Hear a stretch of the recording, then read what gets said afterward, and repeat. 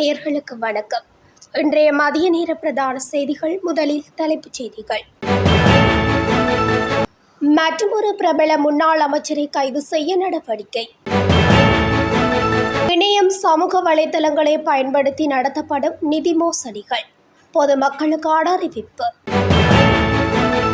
பரபரப்பாகும் தென்னிலங்கை அரசியல். ரணிலை மீண்டும் கைது செய்ய நடவடிக்கை.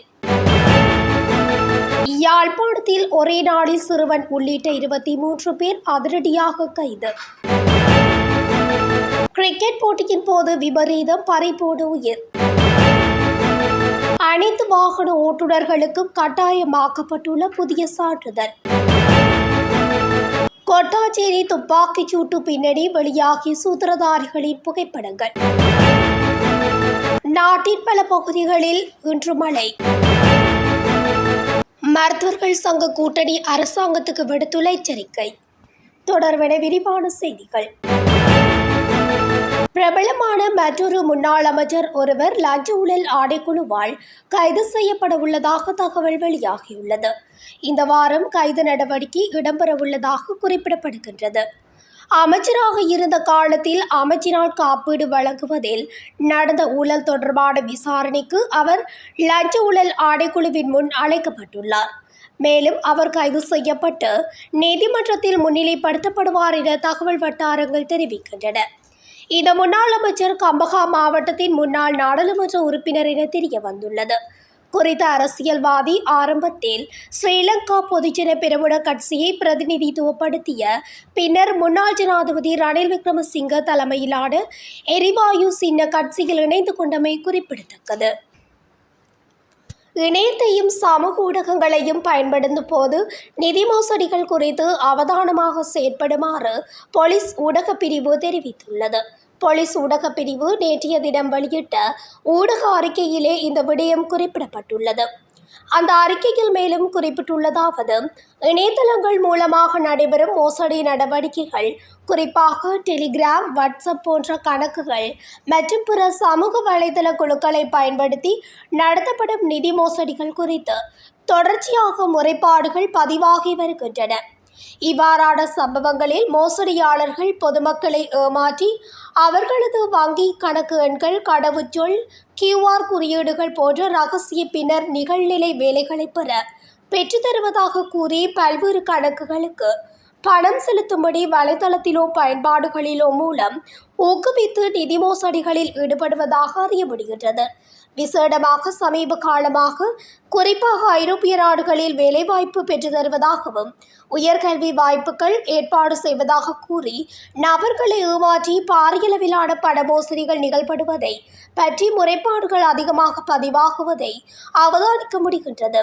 இணையத்தை பயன்படுத்தும் போது இத்தகைய மோசடிகள் தொடர்பாக எச்சரிக்கையாக செயல்படுமாறும், வெளிநாட்டு சேவைகள் அல்லது வேலைவாய்ப்புகளுக்கான வாய்ப்புகளை ஏற்கும் முன் அரசால் அங்கீகரிக்கப்பட்ட நிறுவனங்கள், வெளிநாட்டு வேலைவாய்ப்பு பணியகம் போன்ற பதிவு செய்யப்பட்ட அதிகாரப்பூர்வ அமைப்புகள் மூலம் மட்டுமே உறுதி செய்யப்பட வேண்டும் என்றும் பொதுமக்களுக்கு அறிவுறுத்தல் விடுக்கப்பட்டுள்ளது.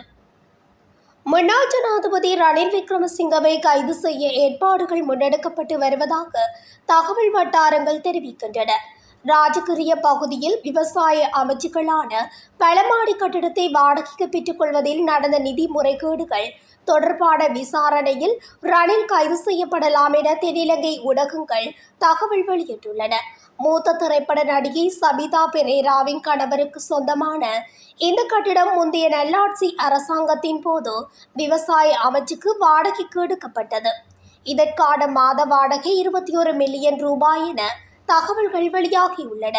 இங்கு நடந்த முறைகேடுகள் தொடர்பான விசாரணை தொடர்பாக விசாரணைகளை மேற்கொள்ள முன்னாள் ஜனாதிபதி மைத்திரிபால சிறிசேனவும் லஞ்ச ஒழிப்பு ஆணையத்திற்கு அழைக்கப்பட்டுள்ளார்.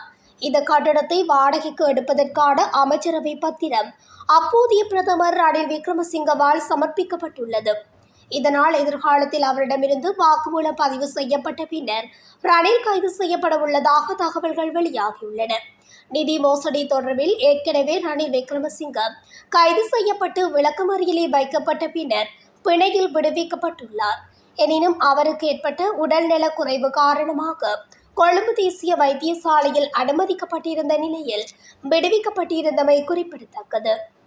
யாழ்ப்பாணத்தில் போதைப்பொருள் விற்பனையில் ஈடுபட்ட சிறுவன் உள்ளிட்ட 23 பேர் ஒரே நாளில் கைது செய்யப்பட்டுள்ளனர்.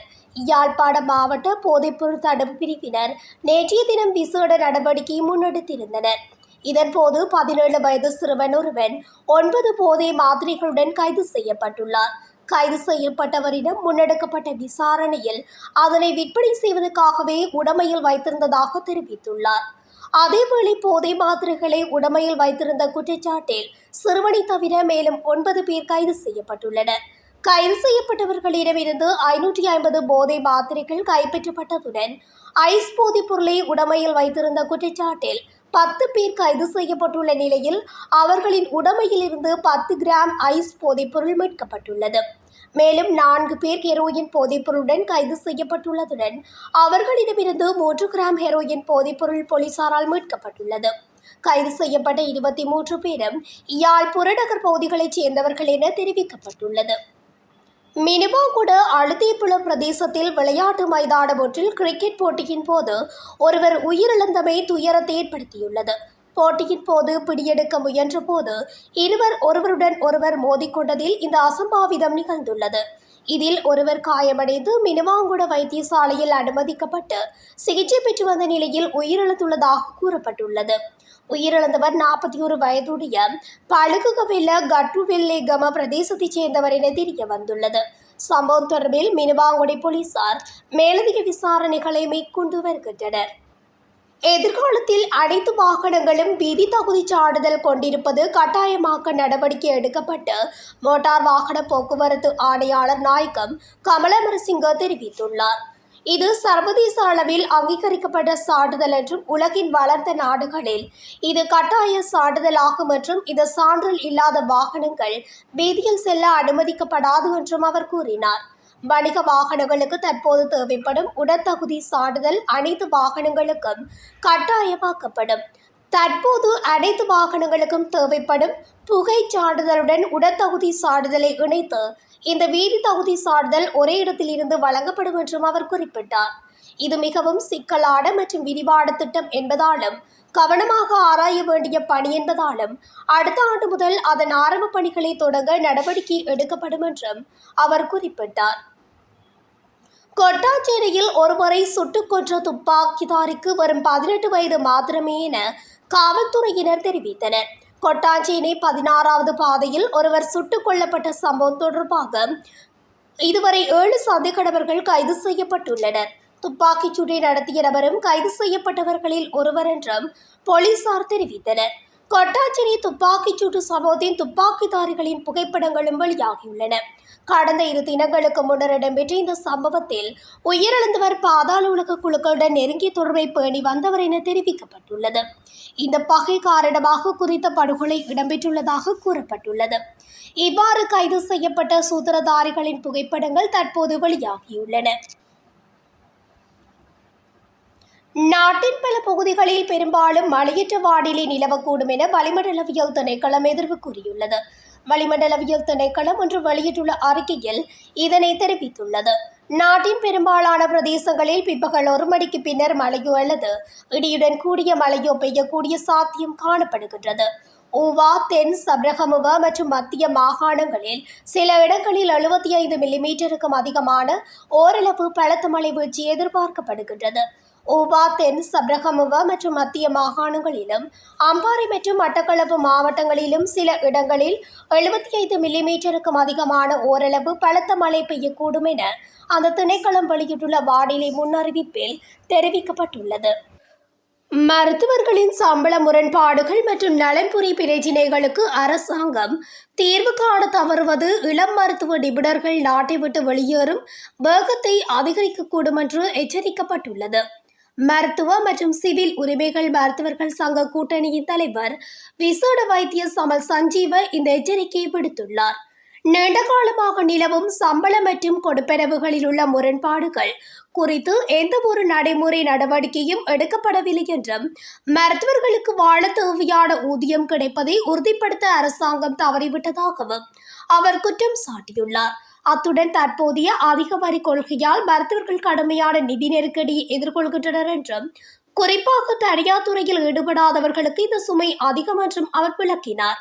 அத்துடன் அரசு சேவையை விட்டு வெளியேறிய மருத்துவர்களை திரும்பி வருமாறு அரசாங்கம் அழைப்பு விடுக்கும் அதே வேளையில் அவர்கள் திரும்புவதற்கு சாதகமான சூழலை உருவாக்க தவறியுள்ளதாகவும் அவர் விமர்சித்துள்ளார்.